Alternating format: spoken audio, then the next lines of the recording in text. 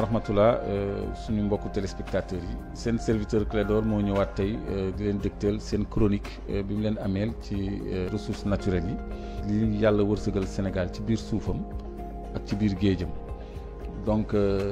numéro bu njëkk bi defal nañ leen table des matières ressources naturelles yi ñu am yëpp li ci ëpp solo bokk mais tey dañuy ñëw ci benn ressource bu ñuy wax tourbe nag roche énergétique la maanaam combustible solide lañ ko tuddee combustible mooy loo xam ni dafa mën a xàmb donc roche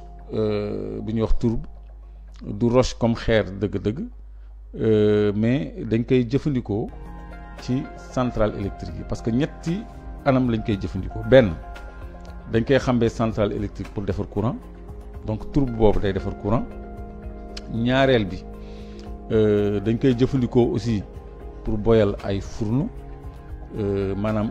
domestique comme ni ñuy jëfandikoo këriñ ci kër yi mën na ko remplacer te tàkk-tàkkam moo gën a set moo gën a yomb moo gën a tàng këriñu bant yi ñetteel bi ci njëlbeenam boo koy doog a waxi day nekk comme jar bu ñu dëbb ni muy desee tuuti caas du mokk rumbax day des tuuti caas noonu lay xaaw a bindoo même ci couleur sax noonu lay xaaw a mel loolu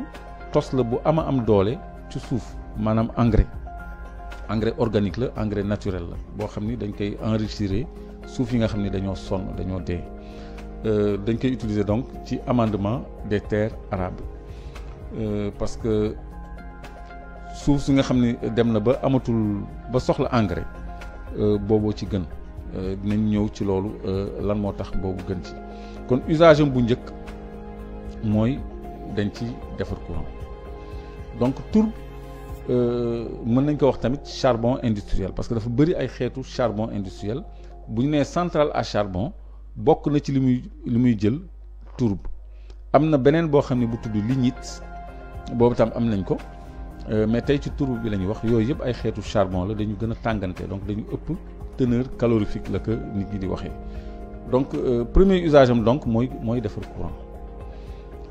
pour ñu defar ko courant nag dañ koy pressé mu nekk ay genre briquettes yoo xam ne moom mooy xamb centrale yi parce que tàngaay la ñu soxla ci centrale thermique mooy départu defar courant ci centrale thermique tàngaay bi donc tourbe boobu buñ ko xambee dina produire tàngaay boo xam ne dina mën a baxal ndox boo xam ni colloolam vapeur am dina mën a entraîner ay turbine yooyu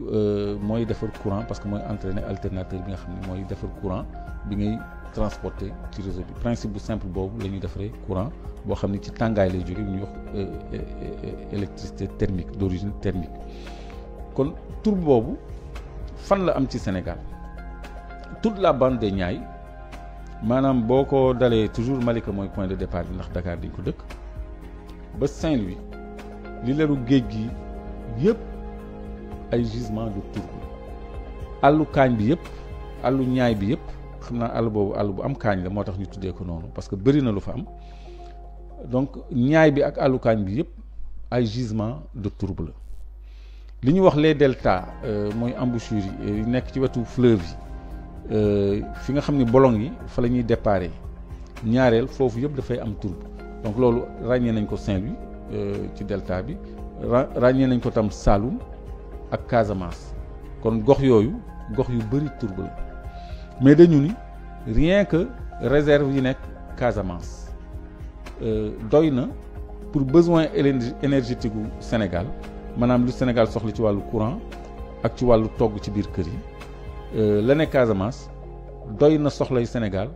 fii ak juróom fukki at pendant 50 ans te li nekk ci bande ñaay bi moo ëpp fuuf kon Sénégal li mu am ci tourbe du jeex léegi ma nettali leen benn histoire bu amoon ci jamonoy Abdou Diouf dañu créé woon la compagnie des tourbières du Sénégal CTS mu ngi nekkoon bâtiment bi tegu ci RTS bi jàkkaarloog immeuble Sorano fa la CTS nekkoon compagnie des tourbières du Sénégal ñu créé woon ko depuis 1982 compagnie des tourbières boobu liñ ko sasoon mooy mu extraire tourbe bi dans la zone des Niayes jox ko Sénélec pour Sénélec soppi ko courant pour courant bi gën a wàcc donc loolu la ñuy wax centrale à charbon mooy comme centrale à charbon bi nekk Bargny suñu tourbe lay lakk. léegi ñu defoon ay études Sénélec defoon ay études booba Sénégal mu ngi consommer 300 mégawatts par an ñu ni bu ñu defee ñeenti centrale à charbon maanaam tourbe bi yoo xam ne bu ci nekk 60 mégawatts la dañuy am 260 mégawatts ci dëkk boo xam ni consommation totale am 300 mégawatts la te amoon na déjà ay centrales yu doon satisfaire consommation kon loolu dafa doon ñëw dolleeku ci réseau bi ñu dépasser même suñu besoin donc loolu dafa doon wàccee suñu njëgu électricité bu baax a baax a baax a baax a baax a baax on est en 82 waaye ca jamono jooju 82 ba 84 ñu ngi ci projet bi léegi bi ñu defee études yooyu ay américains sax ñoo defoon études yooyu mais études yooyu ci tiroiru Sénélec la nekk ba tey jii nii musuñu exécuter projet bi parce que pourquoi parce que dëkku naar yi ñu doon dimbali pays arabes yi ñoom arrangé wu leen woon nit ñu am ay centrales à charbon parce que kon duñu continuer di jënd seen produits pétroliers yi nguur gi tamit arrangé wu ko woon ñu wàññi importation produits pétroliers yi parce que ñoom dañu ci amoon dàmpaay benn subvention boo xam ne moom lañ leen ko doon jox maanaam barilu pétrole bu jëree $100 $50 yi dañ koy may Sénégal au titre de la subvention sur les produits pétroliers parce que Sénégal ci jamonoy Abdou Diouf dafa fexe ba ñu classé ko pays pauvre très endetté pour mu mën a bénéficier de cette subvention sur les hydrocarbures donc loolu moo tax waa nguur gi bëgguñu woon tamit arrangé wu leen woon tamit ñu exploiter les centrales à tourbe qui était un projet de la Sénélec et promu par les Américains aussi pourquoi nguur gi seen intérêt nekkoon ci importation produits pétroliers yi ndax 50% boobu ñu leen doon wàññi daaw ñu ko répercuter consommateurs yi jamono yooyu facture pétrolière u Sénégal mu ngi nekkoon 89 milliards mais moitié bi lañ daan séddoo ci ay entreprises yu nekk fii ay RTS da ci doon am ay Soleil da ci doon am ay officiers dañ ci doon am ay nit en dehors de l'appareil d'État sax dañ ci doon am Sénélec daf ci doon am société d'État yu bëri dañ ci doon am ak certains ministères ñoom ñoo doon séddoo xaalis boobu nga xam ne moo doon russee ci subvention bi ñu doon accordé ci produits pétroliers yi moo tax ba compagnie des tourbières du Sénégal waree exploiter tourbe bi dañu chemin de fer biy jóge ci mine bi ba ci réseau bi Sénélec moo koy tabax Sénélec ni léegi compagnie des tourbières yow mi nga xam ne yaa may jox tourbe bi yaa may jaay tourbe bi yow yaay construire chemin de fer bi alors que ce n'était ni à la compagnie des tourbières ni à la Sénélec de construire le rail donc du Sénélec wala compagnie des tourbières moo waroon tabax rail bi mais suñu société nationale de rail chemin de fer du Sénégal léegi ñoom ñoo waroon a construire la voie ferrée parce que ci jamono jooju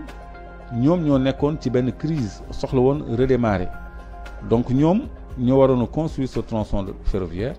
parce que ñoom ñoo waroon a bénéficier wu ci transport matière première yooyu en direction des centrales de la Sénélec donc loolu moo arrêté projet bi ba tey jii nii projet boobu mu ngi ci tiroiru Sénélec di nelaw par contre boo demee ICS ñoom am nañu fulla indien yi bi ñu ñëwee yàggul mais créé nañu foofu benn centrale à tourbe boo xam ne courant bi dawal ICS yëpp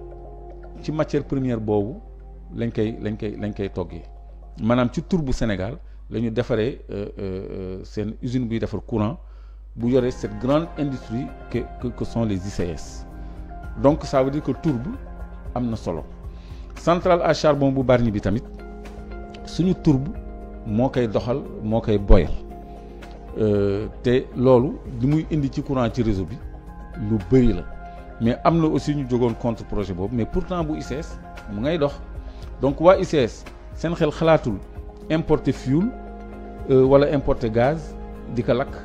pour defar courant parce que dafay cher état Sénégal kese mooy xalaat importer ay hydrocarbures di ko lakk pour defar courant parce que ñoom courant bu cher bi moo leen arrangé ñu teg ci seen taxe teg ci seen subvention ma leen di fàttali ni subvention boobu nekkoon 89 milliards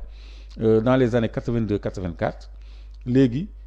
mu ngi ci 400 et quelques milliards donc moitié bi ba léegi moom la ñuy séddoo parce que dañ ko subventionné toujours au titre des pays pauvres très endettés de 50%.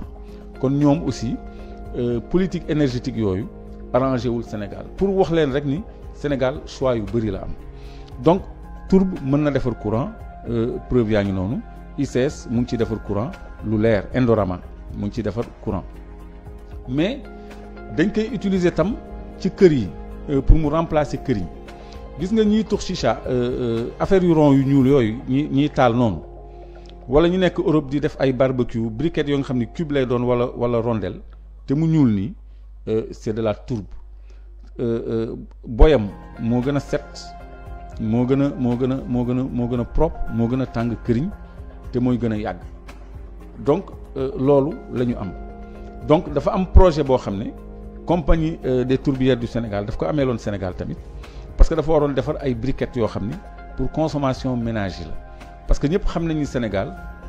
pays sahélien la boo xam ni désert bi dafay avancer donc am nañu ay agression climatique yoo xam ni dafay wàññi suñu gàncax ak yooyu donc dootul yoon ñun ñu am tourbe ba pare di gor garab yi pour lakk këriñ di ñu ko jaay d'autant plus que suñu ay compatriotes étrangers ñooy gor suñu garab di ko transformer këriñ di ñu ko jaay donc nos frères guinéens donc ñun heure bii Sénégal waroon na dépasser këriñ buy fet wala buy saxaar wala bu am mat wala yooyu parce que tourbe loolu yëpp nekku ci dañ koy presser en briquette cubique wala cylindrique mu nekk lu civilisé loo xam ne mën nañ ko boyalee nga baal leen ma mën nañ ko utiliser comme combustible domestique ci kër yi loolu avantage bi mu am ci pays sahélien mooy day aar suñu àll bi day aar suñu garab yi aar suñu gàncax yi aar suñu environnement parce que Sénégal soxlaatul dagg benn bant pour boyal ay matt ak ay këriñ Sénégal soxlawuñ ko parce que li ñu yor ci tourbe du jeex du xaaj te mësuñu koo exploité indiens yi dañoo koy exploité pour xam seen centrale ak centrale électrique bu baax ñi jeex na compagnie des tourbières noonu la ndërmeeloo bi Ablaye Wade ñëwee 2009 la ko dissoudre ñu créé benn société bu tudd Carbomine tamit moom moo waroon a utiliser tourbe bi pour ñu arrêter dagg garab yi di ko defaree këriñ ak ay matt Carbomine ba léegi gisuguma briquette bu mu teg ci marché bi te loolu projet état la woon boo xam ni Ablaye Wade moo ko fi indi woon la société s'appelle Carbomine donc loolu yëpp mu ngi fi waroon ñu jëriñ waroon a gën a ñoŋal suñu environnement waroon a gën a alléger suñu cadre de vie mais mu ngi fi ñu bàyyi mu toog benn place doxandéem yi ñoo koy utiliser muy indien yi ñoo ci defar seen centrale donc ñaareelu utilisation boobu mooy utilisation tourbe ñu bëri xamuñu ko image yaa ngi nii di ko illustrer donc nii lay mel bu ñu ko defee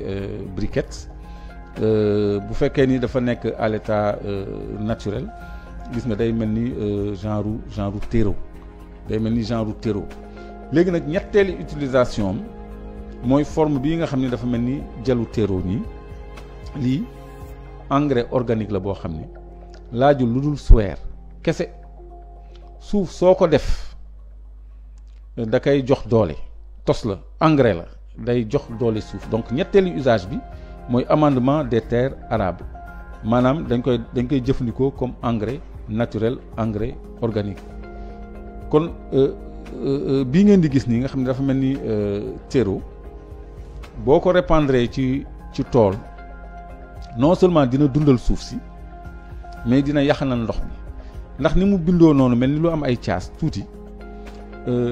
dafa am effet hydro-rétenteur maanaam dafay téye ndox day guus mën naa guus ñetti fan maanaam boo daan arrosé ñaari yoon ci semaine bi xëy na boo arrosé benn yoon mu yóbbu semaine bi te ñu ngi nekk ci dëkk boo xam ne dañu am problème mu ndox pour béy kon lii solution bu baax la pour béykat yi ñu économiser seen ndox en même temps fertiliser seen sol maanaam dundal seen suuf ba noppi yaxanal seen ndox parce que moom bu xasee ba jàpp ndox da koy téye donc dafa am effet hydro-rétenteur comme éponge donc day guus du gaaw fendi du gaaw wow donc day téye ndox lu ëpp boo doon arrosé nii ci suuf kese ñetti usage yooyu mooy usage yu tourbe donc ci tool yi vraiment soxla nañ leen ci tool yi nga xam ne dafa am xorom ci tool yi nga xam ne dafa bëri acide yooyu yëpp tourbe bi day ñëw pour gérer ko comme fertilisant kon lii mooy li nga xam ne moom lañ leen indiloon tey ci tourbe bi ñu récapituler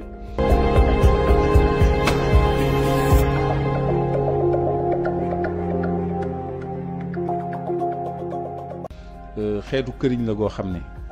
ca njëlbeenam day mel ni terreau day mel ni suuf boo xam ne daa xaw a caasi tuuti pour mu nekk combustible solide dañ koy compacté mu nekk comme xeer day jàpp ñu def ko cube wala rondelle yooyu la ñuy xambee centrale électrique moom la ñuy boyalee mais ba nga xam ne pressé wuñ ko boobu engrais la boobu mën nañ ko def ci ay saaku wala chargé ko ci ay camion yóbbu ko ci tool yi suweer ko fa mu nekk engrais ba noppi di téyewaale ndox donc loolu richesse la boo xam ni Sénégal am na ko depuis longtemps te xam nañ ko tamit bu yàgg parce que Abdou Diouf créé na fi compagnie des tourbières du Sénégal doxul Ablaye Wade créé na fi Carbomine tamit doxul li tax loolu yëpp nag doxul dinañ ci indi jàngat ci beneen yoon incha allah kon ñu ngi koy yemale fii ba ay bés bii di ñëw maa ngi leen di wax salaamaaleykum wa rahmatullahi taala wa barakaatu.